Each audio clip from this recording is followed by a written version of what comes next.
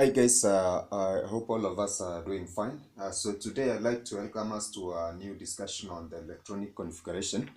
And this is going to be a follow-up topic on what we've been discussing basically on the concept of an atom. And this is going to assist us in trying to interpret the different electronic configurations which have been given to different atoms of elements. And basically for our discussion today, we're going to look at various principles and rules which are going to assist us in trying to assign these specific configurations to different elements. So for today, there are a few rules that I've mentioned that we're going to look at, which basically are going to give us a clue on how elements are assigned their different configurations. And this is going to be particularly three basic rules which I'm going to look into, which are going to be the Aufbau principle, the Aufbau principle, the Pauli's exclusion principle. This is a Pauli's exclusion principle. And then lastly, I'm going to look, last but not least, on the Hans rule for assigning this specific electronic configuration to different atoms, or rather different elements. So this is going to assist us in interpreting the trends across the periodic table and basically try to appreciate on how the periodic table has been organized and describing this basically the atomic and mass numbers of elements as such. So this system of basically trying to give elements this configuration basically is based on a series of rules and principles. But generally, we're going to see that there's a basic formula that is used to assign this electronic configuration to different elements. And I had said that for us to find the number of electrons and different energy levels, this was based on a general rule. This is finding the number of electrons at a specific energy level. And this we had seen different quantum numbers and how we can be able to interpret the principal quantum number, the angular momentum number, the magnetic number, and the spin. So in this case, we're going to just mention another general rule that is assigned in issuing electronic configuration to different elements. And this basically is presented as NXA, whereby N represents the principal quantum number,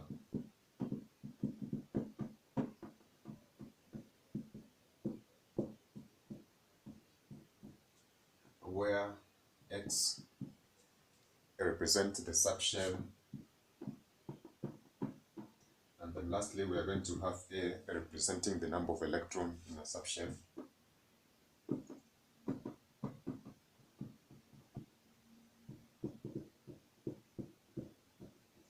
So this is a general rule that is going to assist us in trying to give a configurations of different elements. Now from that, of course, we're going to have a general flowchart diagram that is going to give us the general ascending order in subshells insofar as these energies are concerned, just as we had done in our first case for trying to give these particular orbitals their number of electrons insofar as their energies were concerned. So to describe the electron configurations in atoms, there are three basic rules that I'm going to state. Of course, I said I just mentioned these rules in the beginning of this particular discussion. So we're going to look at each of the rules in an exclusive way, or rather in a summary, so that we can be able to basically know what are these rules and principles which are applicable. So for the Aufbau principle,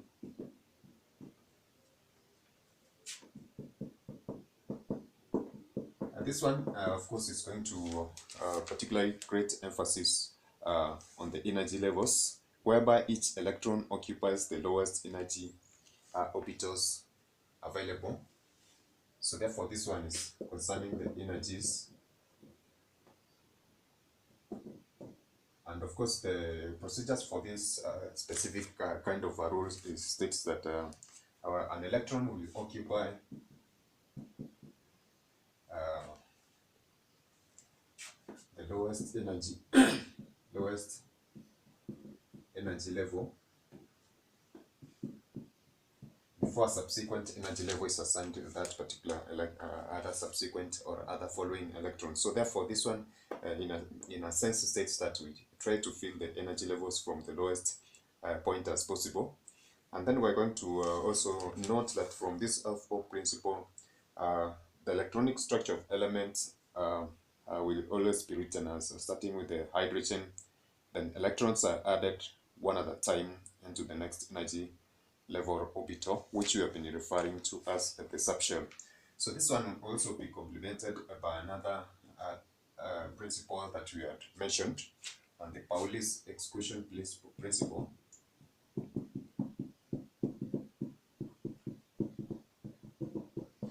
Now, according to Pauli's exclusion principle, this one states that there's only a maximum of 2 electrons that will occupy a single atomic orbital.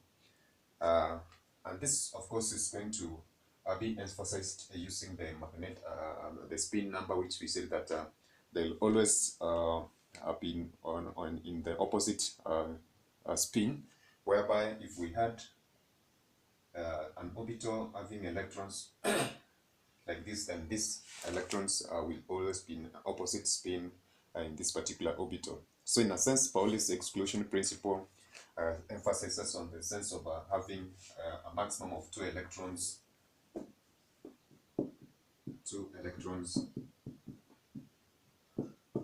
in an orbital,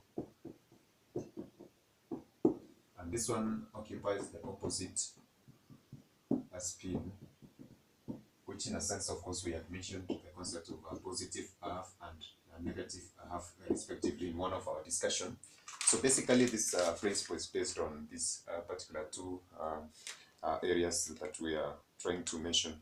And the third one we had said, apart from the Aufbau principle that states the concept of energies are occupying the lowest energy levels first, and Pauli's exclusion principle that emphasizes on the sense of an orbital having 2 electrons and the electrons occupying the opposite spin. That of course, one is going to be Hund's rule. And in Hund's rule, we're going to see that it's going to show the procedure for arranging this particular pair of electrons, rather the electrons in these particular orbitals. So for Hund's rule, this is a Hund's rule. This one states that a single electron with the same spin must occupy each orbital in a sublevel before they pair up with an electron with the opposite spin. So we had given one of the examples of the orbitals in the carbon atom, and we had said that this one consists of energy levels for 1s, 2s, and 2p orbitals. And we had given an example whereby this one is filled with these particular orbitals, and then the p orbitals had 2 of the orbitals filled and 1 was empty. So in this sense, the Hund's rule states that a single electron with the same spin must occupy each orbital in a sublevel before they pair up with an electron with the opposite spin. Now this is trying to give an elaboration of the last 2p orbital that is in a valence shell of a carbon atom that we're trying to see. If we try to see the spin of these orbitals for the first 2, that is for the first orbital, the second orbital, let's call this one the px, the py, and the pz. For the px and y, we are trying to see that the orientation of this particular electrons in this spin is the same. Therefore, this is an emphasis switch string being created by Hund's rule, whereby if we have the 3 orbitals, then we are arranging the electrons having the same spin before we start filling up the other electrons having a similar spin as such. So therefore, it's also trying to create the orientation, emphasis on the orientation of electrons concerning the spin, whereby we first arrange electrons using the same spin before we fill the subsequent ones, which are going to pair up in the opposite direction. So the electronic configuration as well, we're going to see that it's going to give some different notations, especially concerning the concept of noble gases. And this basically gives a summary on how we're going to allocate this electronic configuration in a summary form, in a sense that is going to be much more easier than, of course, putting individual orbitals, as we're going to see, or energy levels, as we're going to see later. Now, in my case, I'm going to give a general ascending order in the subsets of energies, and this basically is from the Aufbau's principle that is going to give a summary of how electrons are going to be filled up the energies or the subshells energies, and this is going to give us a clue on how, or the procedure we're going to follow in trying to allocate electronic configuration to numbers. So I'm just going to have an illustration on the board so that we can be able to see how we can use this concept of the flowchart to assign electronic configurations to elements in the periodic table. So this one is going to show us the ascending order in subshell energies, and as we said, these are going to denote different orbitals and how these electrons are going to occupy these particular orbitals in ascending order, just as we have mentioned, which is basically going to be what we call the Hund's rule, and the Aufbau principle that we had mentioned, that of course gives an emphasis on occupying of these particular orbitals from the lower energies. So I'm just going to give this particular case an illustration for this. Now we're going to have these rules being given as such, whereby these lines are going to indicate the priorities for occupation of these specific energies for the different orbitals in an element, whereby we're going to see that the lines that I've drawn are going to flow in this specific direction.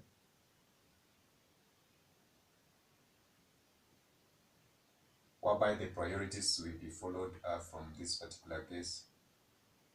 And then this is going to join from this particular part.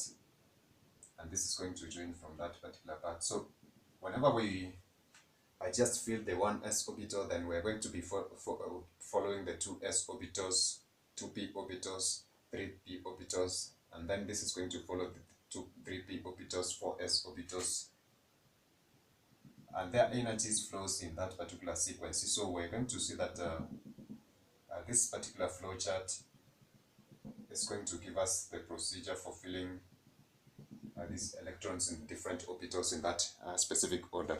For instance, if we have an element like oxygen that's got an atomic number of 8, so therefore its electronic configuration, as we had mentioned earlier, this is going to be 2, 6. Then this one creating impression, or rather that the first energy level is going to be filled by 2 orbitals. This is the 1s orbital, and the subsequent one is going to be filled by 6 orbitals. So therefore for oxygen we're going to have a 1s orbital having 2 electrons, and then the 2s orbital will be having 2 electrons as well, and the 2p orbitals will be occupied by 4 electrons. So if we try to look at this particular case, we're having 1s orbital, 2s orbitals, and then 3p orbitals going in that particular order. But from the periodic table, there's a concept I mentioned on the noble gases. So therefore, these noble gases at one point are going to assist us in trying to give a summary of this electronic configuration for different elements. So the first part of these noble gases that I'm going to, of course, mention is there are a number of noble gases like the helium, neon, argon, krypton, xenon, and radon, which basically are going to assist us. So for each subsequent electronic configuration which ascertained their configuration for noble gas and a few filling orbitals, then we're going to consider the noble gas and then write the remaining orbitals, which are going to create, of course, a complete configuration for that particular element. Now, in our case for oxygen, we're going to consider the first orbital as being filled by the helium, configuration for helium. Therefore, we're going to have the 2s orbital being written as that, which basically is going to indicate the electronic configuration for oxygen as such. Insofar as filling of orbitals are concerned, therefore we're going to see that this is going to be given as the helium, which is a noble gas, and then we're going to have the 2s orbitals, which are going to have the electrons filled in the orbitals using that opposite spin as we had mentioned, of course. And this is going to be in accordance with Pauli's exclusion principle, which states that a maximum of 2 electrons may occupy a single atomic orbital, but only if they have the opposite spins as such. So this is in line with Pauli's exclusion principle. So next we're going to consider the p orbitals, which of course are going to be 2p. This is x, so this is py, and this is pz, given as such. So we have 4 electrons in that p orbital.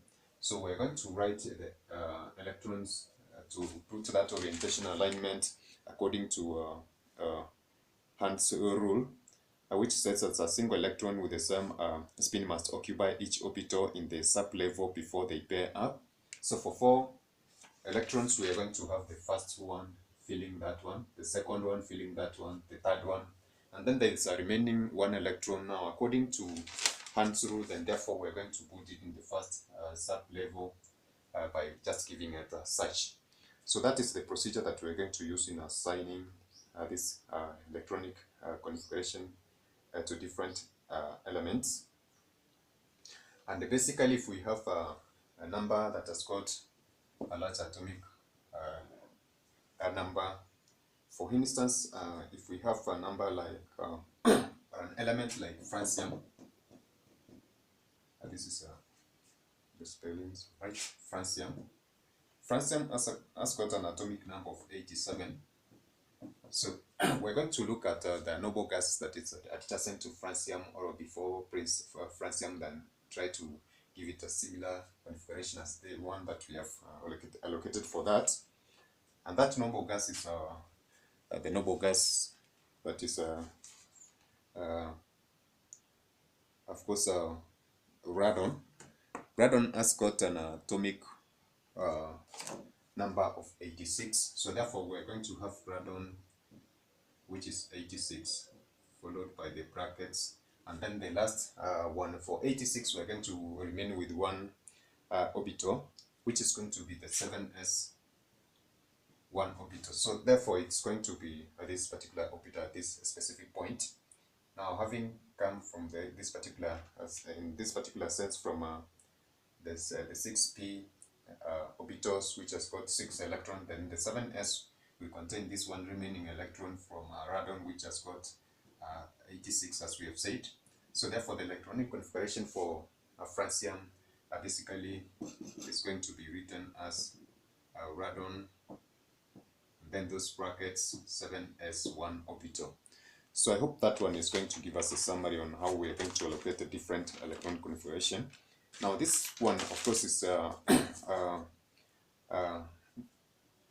summary of the 3 rules that we've said. This flowchart gives us a diagram of filling the orbitals in order of their energies. And then the next we have seen that a maximum of 2 electrons are going to occupy the single orbital in opposite spin according to Pauli's exclusion principle. And then last, I've said that we can be able to use the noble gases in order to assign a summary or to give a short, of course, a short in a summary way the electron configuration of elements, instead of listing all these energy levels with their individual electrons in various orbitals. And then lastly, I've said that according to Hund's rule, Only a single electron with the same spin must occupy each orbital in a sublevel before it's being filled with the second electron. And that is going to give us ways of trying to assign the electronic configuration to different elements as per our discussion for today. So basically, we're also going to look at other elements which are going to follow, and this is going to assist us in trying to first interpret the Aufbau principle and the periodic table, which are going to be our next discussions respectively. So I hope that we catch up in our next video on the same. So that is it for now, guys. Bye. God bless you.